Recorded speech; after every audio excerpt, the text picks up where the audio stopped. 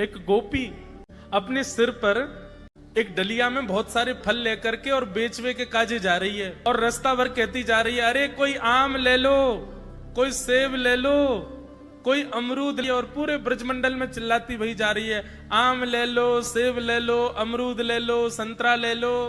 उस स्वर को जब नंद नंदन ने अपने नंद भवन में क्रीड़ा करते हुए श्रवण किया, नन्हे से गोपाल जी हैं, केवल 3 वर्ष की आयु है ठाकुर जी के, मोटे मोटे पाम, मोटे मोटे हाथ, ठाकुर जी को नेक्स सो पेट, बटुआ सो मुंह, और ठाकुर जी क्रीड़ा कर रहे हैं। और क्रीड़ा करते करते तोतली बानी में यशोदा मैया तो कहने लगे, बोले मैया मैं फल खरीदवे जाऊंगा।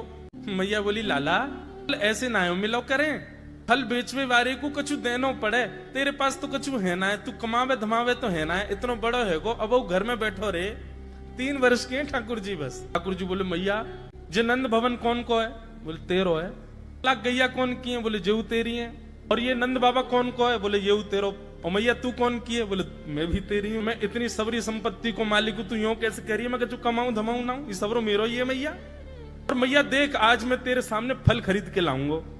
बोली जा, मैं भी तो देखूं कैसे जाएगा।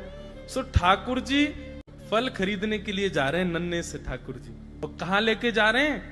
बोले जल्दी से जहां पर सारे सामग्रियां रखी जाती हैं, ऐसे सामग्री गृह में गए और वहां से 2 मुट्ठी गेहूं अपने हाथ में भर के, और नन्हे से 3 वर्ष के ठाकुर जी इतने इतने से हाथ ऐसे अंजलि में गेहूं भर के, और ठाकुर जी अपनी मटकीली सी चाल बाकी अदा से उछलते कूदते भय और फल बेचवे वाली के पास फल लेवे जा रहे हैं।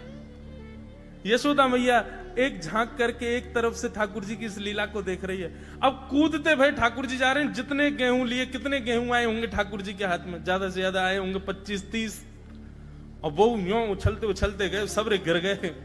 अरे कोई आम ले लो, सेब ले लो, अमरूद ले लो कहती हुई जैसे ही जा रही थी, तभी उसकी दृष्टि पड़ी एक गली में, और वो गली जा रही थी नंद भवन की ओर। नंद भवन से नन्हे से बालक, नन्हे से सांवरे सलोने ठाकुर जी, छोटी सी धोती पहनी है, हाथन में पद्म राग के कड़ूला पहने हैं, गले में कौस्तुभ मणि पहनी है, सुंदर घुंघराले केशन को गूंथ करके यशोदा मैया ने ऊपर सुंदर मोतीन से लड़ बांध करके वहां में एक मोर पीछ लगायो भयो है। नन्हे से ठाकुर जी इतनी व्याकुल भरी दृष्टि से देख रहे हैं उस फल बेचने वाली को कि कहीं चली ना जाए, वहां से पहले मैं जाके आते फल ले लूं। ठाकुर जी के उस रूप को देखते ही वो फल बेचने वाली वहीं रुक गई, देखने लगी सुंदर से ठाकुर जी को। ठाकुर जी बाके सामने जाके खड़े है गए। उसने अपने फल की डलिया नीचे रखी। ठाकुर जी फल देख रहे हैं कौन से लेने। अब उंगली करके ठाकुर जी करें, जेवारो दे दो, जेवारो दे दो, ये दे दो, ये दे दो, करते करते करते पूरी डलिया ही कह दी। बोले सबरी दे दो। गोपी बोली अरे लाला ये सब ऐसे ही ले जाएगो, कछु देगो ना मोकू? अरे ऐसे ना मिलो करे, कछु देनो पड़े, चल कछु दे मोकू तभी मिलेगी। ठाकुर जी बोले तो फिर रोकाई क्यों रही है?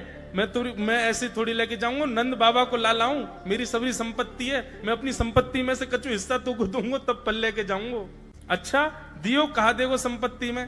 तो जितने गेहूं ठाकुर जी भर के लाए वहां में से केवल एक बचो ठाकुर जी के हाथ में। और ठाकुर जी मुट्ठी खोल के वो एक गेहूं ले में, और बड़े संकोच वश कि अब एक ही बचो, कहा करूं, ले जे है उस एक गेहूं के दाने को अपने हाथ में लेकर के कोमल से ठाकुर जी की उस मुखाकृति को देख करके वो फल बेचने वाली की तो सुध बुद्धि चली गई। ठाकुर जी बोली अरे नजर लगावेगी मुकू, चल जल्दी फल दे दे। बोले फल दे तो दूं, लेके कैसे जाओगे? 4 आम के बराबर के तो तुम स्वयं हो, एक आम के ऊपर एक ऐसे 4 खड़े कर दूं तो इतने बड़े तो तुम खुद ही हो, कैसे लेके जाओगे? ठाकुर जी बोले बड़ी चिंता। तभी गोपी ने की अच्छा आओ मैं दूं।